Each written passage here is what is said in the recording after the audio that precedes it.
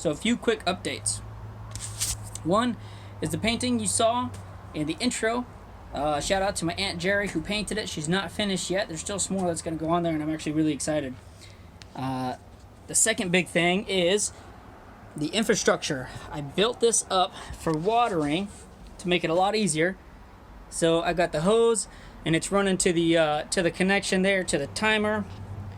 And I got this going here, and I haven't set this part up yet, but I'll put some more things down here. I've got a whole bunch of it here, and then I got some little valves here so I can control the flow. And this bad boy just wraps around here, and hits this thing, and then bam, waters that. All my corn, beans, which I'll get into another update, and then everything else, right? So pretty awesome stuff. Really excited about that, and it's made watering so much easier already. My third update are my plants. As you can see, my corn is growing really well, especially in this row because it gets the most sunlight. That row gets pretty good sunlight too, but not as much. And that one right there was actually broken a couple days ago. I propped it up using this little plastic thing, and now it's grown back onto itself, and it's working really well. So now that the corn stalks have grown, I went ahead and planted my bean seeds. If you remember a few episodes ago, I wanted to try the Three Sisters method, and the third part of that, which hasn't been done yet, which is now done, are planting the beans. So I've been sprouting the beans the last few days and some on a paper towel inside. So they all had some really nice sprouts, and so I planted just regular green beans and some lima beans. So I've got both of those growing. Then in the middle, if anybody's actually watching this, I had some watermelon growing.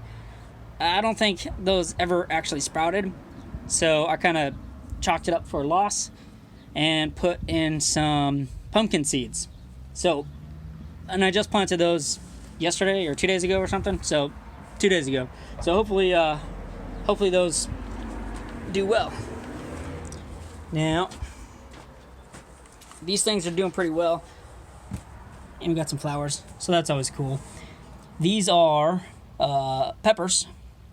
I planted in another video, which hasn't posted yet.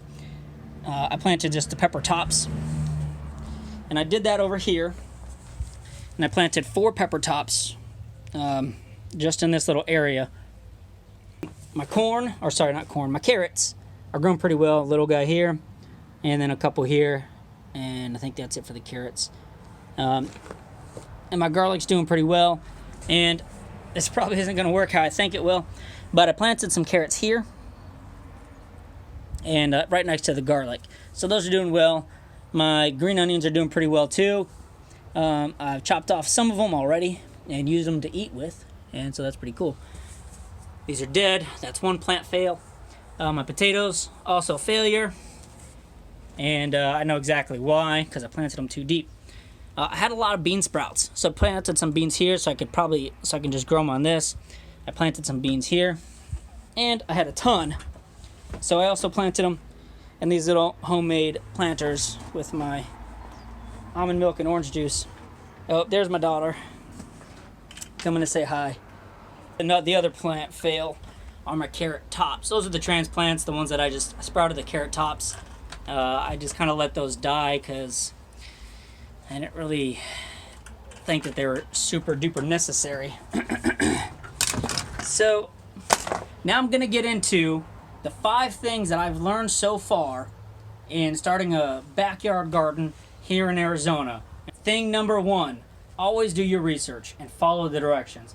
And I think that's really key because, as I said earlier, failed potatoes, failed carrots, failed beets. So half of my garden failed, right? So I planted them too deep. I didn't have the right type of soil. So due to a lack of research and following the directions is really what it boiled down to. So a couple of key things to keep in mind before you start. Know your goal, what you want to grow, will it grow in your zone, what type of soil you need, does it require anything special like beans or tomatoes, does it need something to grow on, or does it need to grow vertically, or whatever, the list could go on.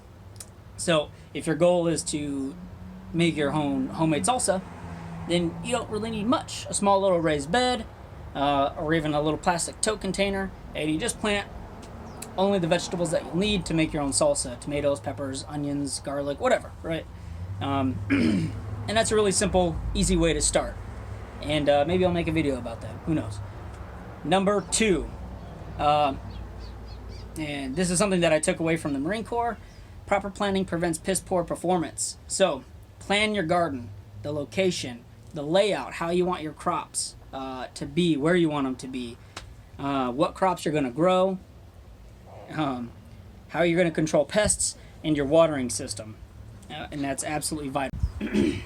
Going off at number 2, I made a script, so don't forget anything. So number 3, turn your dirt into soil. I think everybody knows Arizona dirt is not great for planting pretty much anything, except for Arizona plants. Okay, so if you're starting from bare dirt like what I did here, what you're going to want to do is really till up quite a bit of dirt. Mix in your organic compost you make at home, kitchen scraps, things like that. Go get some store-bought soil. Dig down about a foot, maybe 2, depends on how much work you really want to put into getting your ground prepared. And so the dirt you dig up, you're probably going to get rid of about half of it, and replace the other half, the soil, your additives, stuff that you're going to put in there. Use as much organic compost as you can. So the stuff that you make from your kitchen scraps, get a compost tumbler like what I have.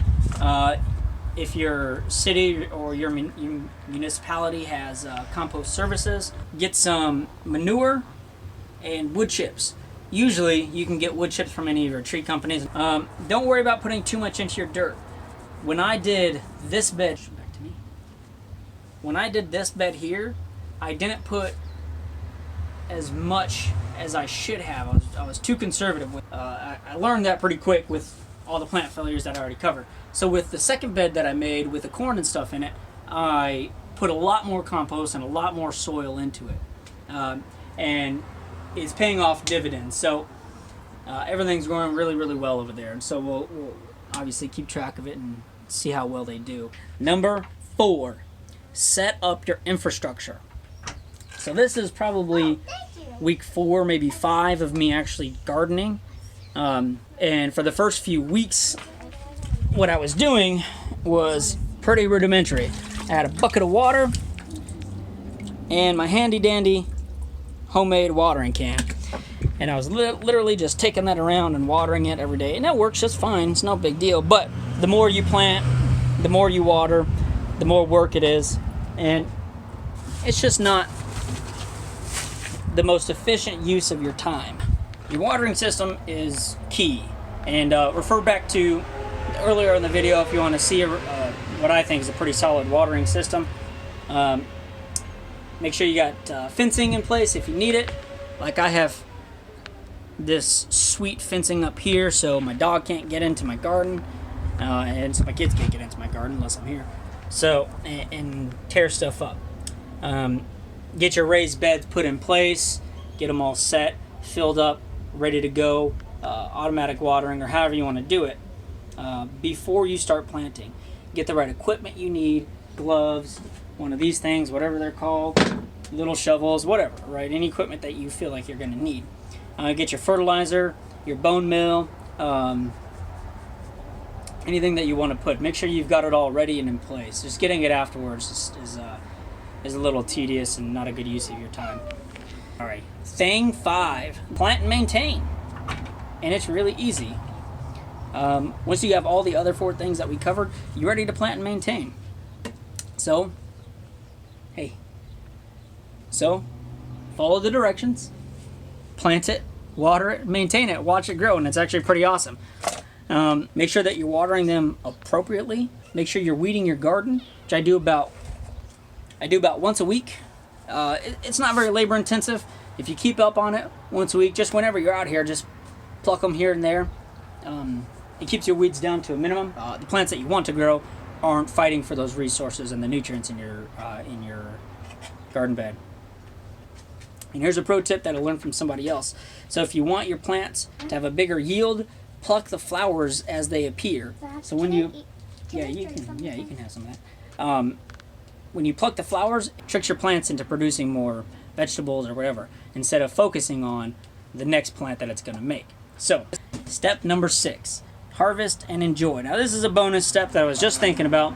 So when it comes time to harvest, you want to have a plan for it. So have your Tupperware containers, your mason jars, a dehydrating station, vacuum seal bags, whatever you need.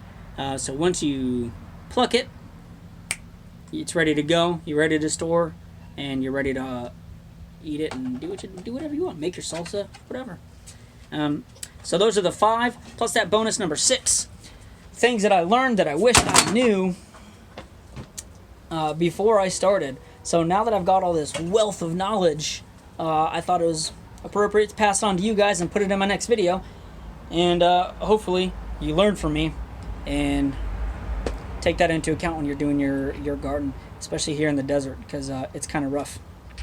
Alright guys, make sure to like if you liked what you saw, and if you really liked what you saw, subscribe, because I come out with videos every so often. There's no really set schedule, it's just kind of whenever I have time. Okay, take care guys.